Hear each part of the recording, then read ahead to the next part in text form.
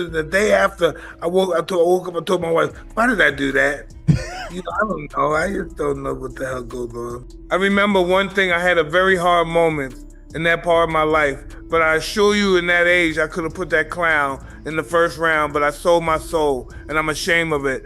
Is it true that you made $170 million from this fight?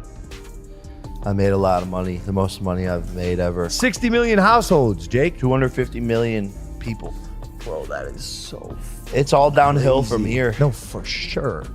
I peaked. How do you think the Jake Paul-Anthony Joshua fight plays out? I don't know. I want to make sure. I believe it once I see him in the ring. If Paul starts his boxing career earlier, could Jake Paul have been a champion? The shocking finish was sealed long before the final punch landed because Anthony Joshua didn't simply drop Jake Paul. He shattered the illusion everyone had been buying and cornered Mike Tyson into silently conceding he backed a storyline instead of truth. And just like that, the sport feels exposed in a way it can't undo. And no, this doesn't even feel believable. So take a step back with me, because to make sense of this moment, you have to admit it wasn't a real contest. It was a drawn-out deception that finally broke the second an actual heavyweight connected with a manufactured star, and everything snapped back into place. I'm gonna tell y'all the truth. I told y'all, they made Mike Tyson retract his statement on Twitter. They made him rewrite a post on top of deleting a post. Yeah, I told you that fight between Mike Tyson and Jake Paul was rigged. I told you that. I don't care what Mike Tyson is saying now. He have to do that to secure his money. He's still an investment for future exhibitions or... I'm still trapped on that ringside shot of Tyson watching Joshua tear Paul apart, because that wasn't pride or surprise. It was recognition laced with regret, the kind that creeps up your spine when you realize someone else just crossed the line you were paid to avoid. And every instinct Tyson ever built screamed it back at him. And if you think that didn't crash into him like a truck, you're lying to yourself right now. Here's the part nobody wants to face, because it turns uncomfortable fast. Tyson could have finished Jake Paul anytime he decided to. And everyone in that arena felt it, including Jake. And that's why Joshua's knockout lands heavier, because it exposes that the limit was always fabricated and the threat was always real. And once that truth slips out, you can't seal it again, no matter how many statements get rewritten. The second Joshua dropped Paul in round 5, everything split, because suddenly every past fight was dragged under a colder lens. And I swear you could sense viewers rewinding to that Tyson clash, asking the same forbidden question at once. Why didn't he do it? Why didn't he commit? Why did this feel different? And once those questions start circling, they never stop. On a podcast one time, and he talked about it. He said, I don't want to do an exhibition against Floyd Mayweather. Yeah. He said, I'm only doing real fights. And of course, I can't get up high in weight, but I'll fight him in a real fight at the weight that I'm at. But Jake Paul, I mean,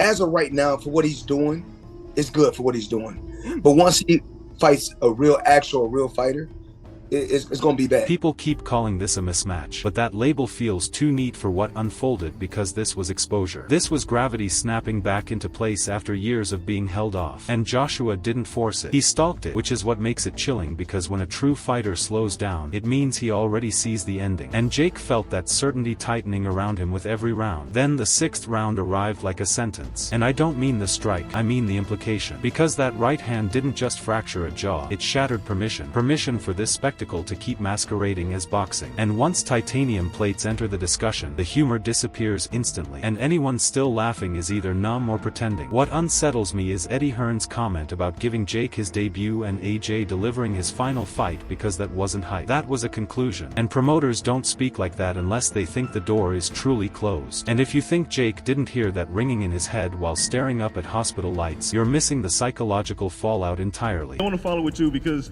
when this fight was first announced, you had said something to the effect of this would end Jake Paul's career. After what you saw tonight, do you think that Jake should continue to box, or what do you think the future holds for him? Yeah, I really take my hat off to. I mean, we have to see if it is a broken jaw. Those injuries are very difficult to come back from. But as AJ said, like that last shot would have knocked out a lot of heavyweights. And I know he went down heavy, but you know, he was conscious on the floor. And I thought his game plan, although obviously very negative early on, which it had to be, was, was smart at times. And there were times where he held his feet and let his hands go.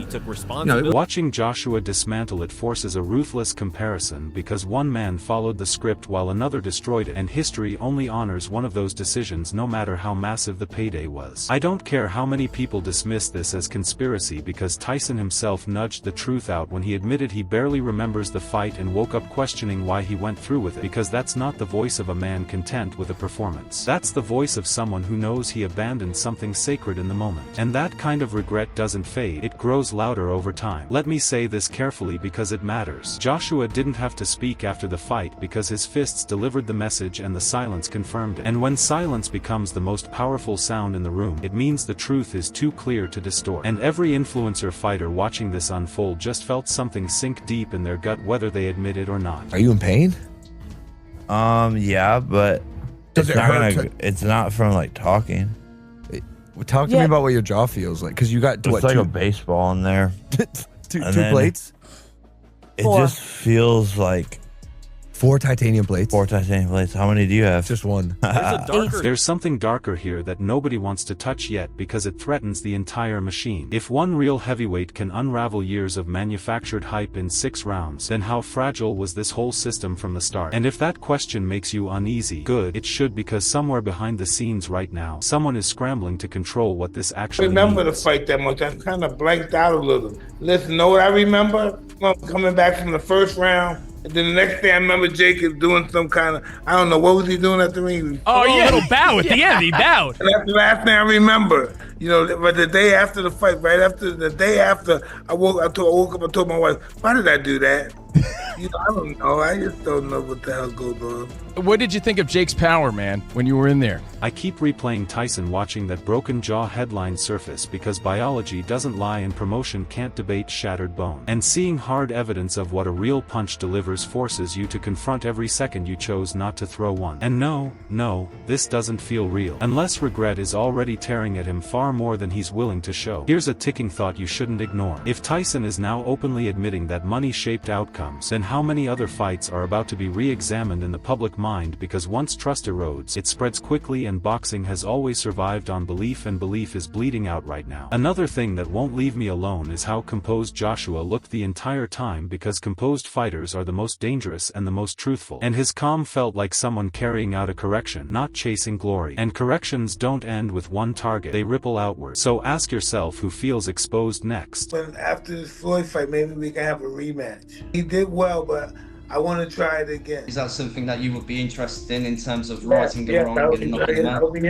Yes, I would. This doesn't end with a knockout replay or a press line, because the silence that followed feels orchestrated. And when everything goes quiet this fast, it usually means contracts are shifting and narratives are getting buried. And I don't buy it, not for a second, because this situation is still developing and something uglier is definitely coming. And when it finally breaks, it's music going to make that knockout feel like the opening warning. What keeps circling in my head is how inevitable this all feels in hindsight, like the sport itself got exhausted from pretending and finally snapped the tension back into place. Because for years, the boundary between spectacle and competition was stretched so far it was begging to collapse. And Joshua just happened to be the one standing there when it finally did. I keep thinking about how confidence quietly mutates into arrogance without anyone noticing the exact second it crosses over, because that's what doomed this entire situation. Not the ambition, not the money, but the belief that reality could be bent if you spoke loudly enough and built a massive enough audience around you. There's something deeply unsettling about watching a narrative crumble in real time, because it reveals how much of what we consume as fans is built on trust. And once that trust fractures, you start questioning everything in hindsight, like how many moments you celebrated were real and how many were carefully cushioned to protect an outcome. Joshua didn't just win a fight, he brought consequences back into the spotlight. And that's the part people aren't fully processing yet, because consequences don't trend well, but they linger and they stay with fighters long after the cameras shut off and the noise fades. I can't shake the contrast between preparation and promotion, because one of those happens in silence and the other depends on noise to exist. And when they finally meet, the silence always wins. Not dramatically, not loudly, just decisively.